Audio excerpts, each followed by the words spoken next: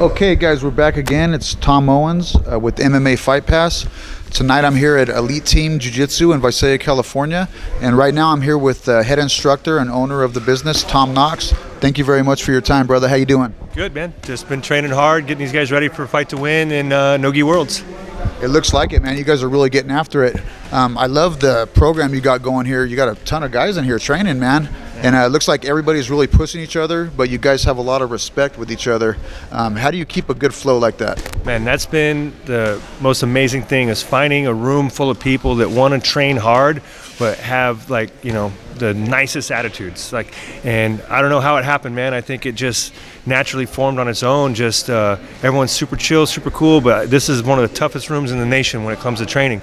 I mean, but everyone is like the most humble, nice people. I think if somebody came in with a bad attitude, it sort of weed out itself, either through the hard training or just because everyone's so nice. They're just, they don't need to have any attitudes, you know? Yeah. And man, it seems like with the growth of jiu-jitsu, and there's all these schools popping up locally, a lot of people, I think they need to show the respect to some of the pioneers in the valley. And there's always like some talk and bad talk going on, but you guys, you welcome anyone into the gym. I always see you posting things like that.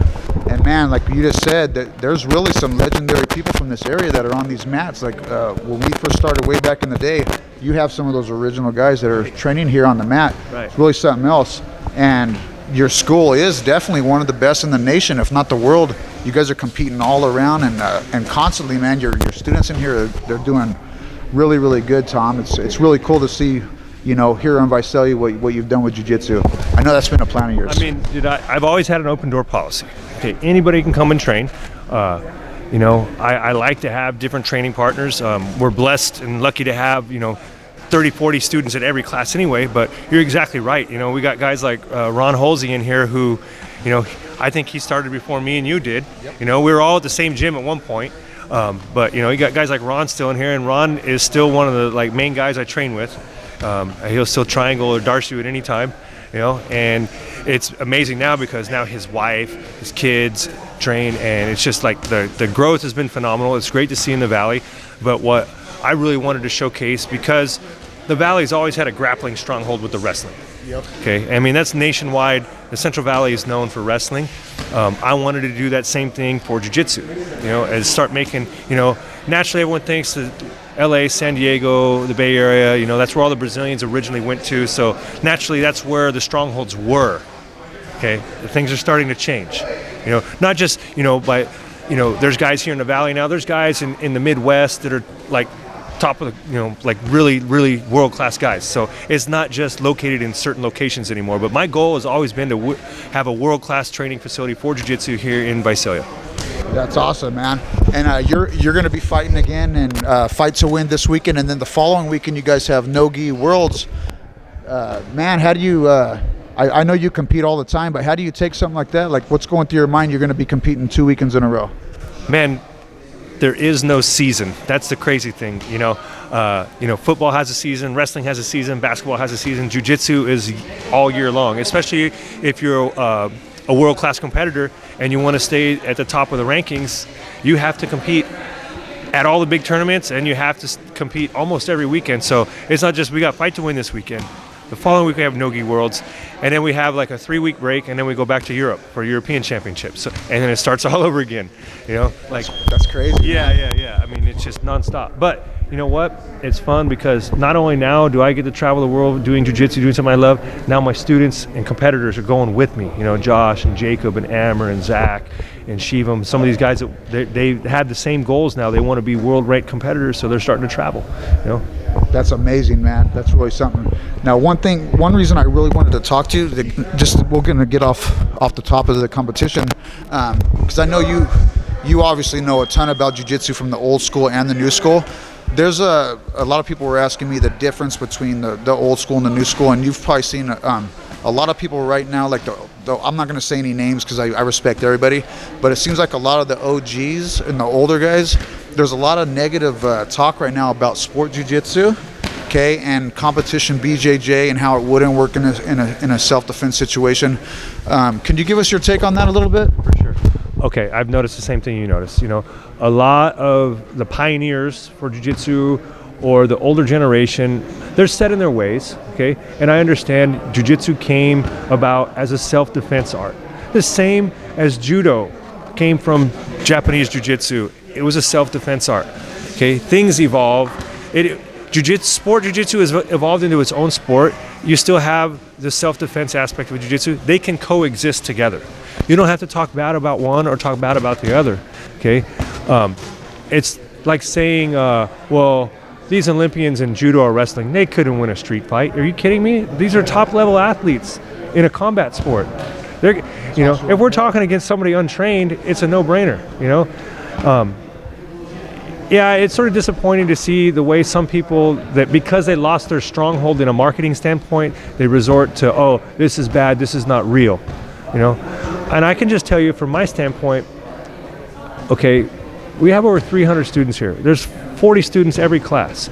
If I was sitting here teaching a self-defense class, I'd have less than half the people in here because it's more fun. People enjoy the competition style training, and to watch it evolve from like what me and you started, you know, it was like half guard. It was like, oh man, look at this. And then it went to like deep half guard, you know, and you know, we've been around, yeah, we watched it evolve. So now I watch like Josh and Jacob go, and I'm like, dude, what are these guys doing?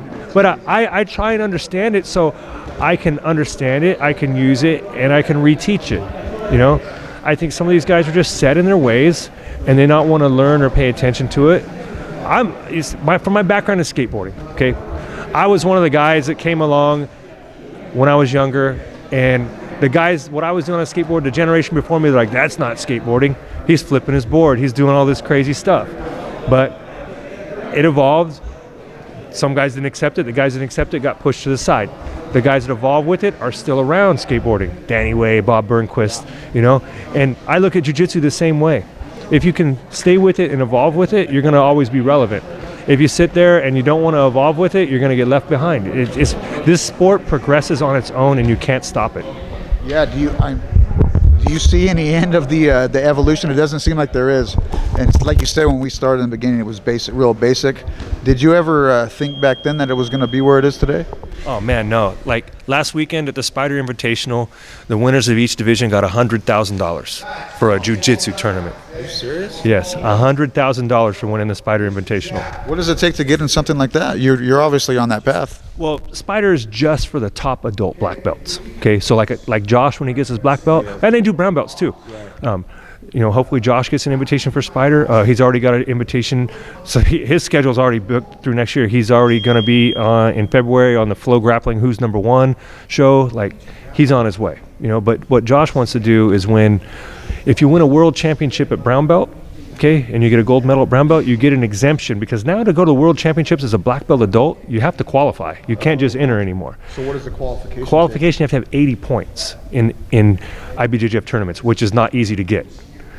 But if you win a gold medal at the brown belt world championships, you get a 1-year exemption for competing at black belt. So that's what his goal is. So it's just, man, you can make a living. And now even at IBJJF Worlds, the winner for IBJJF World Championship now, winners get 10 grand, second place gets 7 grand. You know, it's legitimate. You can make money. I mean, even a fight to win, everyone's going to get paid good, you know. So the sport has evolved. You know, we got sponsors that are paying us, like, you know, it's turned into its own thing now. You know? It's crazy, man, how it's evolved and changed. Well, man, dude, I don't need to wish you guys luck. You got a huge team competing this weekend and the following weekend. You guys go out there and have fun. We're going to be right there supporting you guys.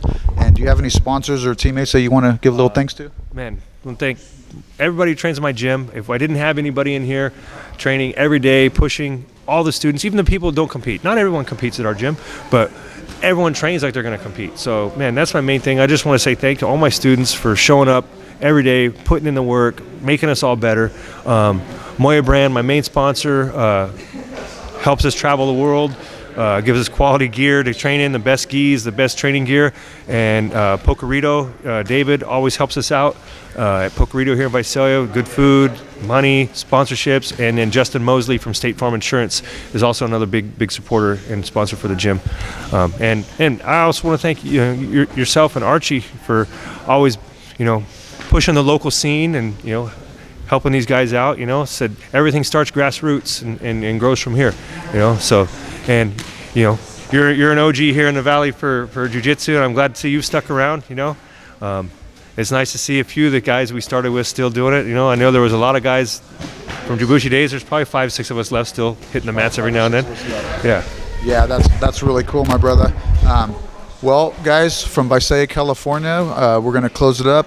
Remember, you want to get some good training here in Visalia, Elite Team Jiu-Jitsu, great place to come. And Tom Knox is an awesome guy here. You guys can come in and be welcome. You'll get some, definitely a hard workout, and you'll get some respect, and you'll leave here a happy person. Tom, thank you very much. Appreciate it, man. Stay here, Archie.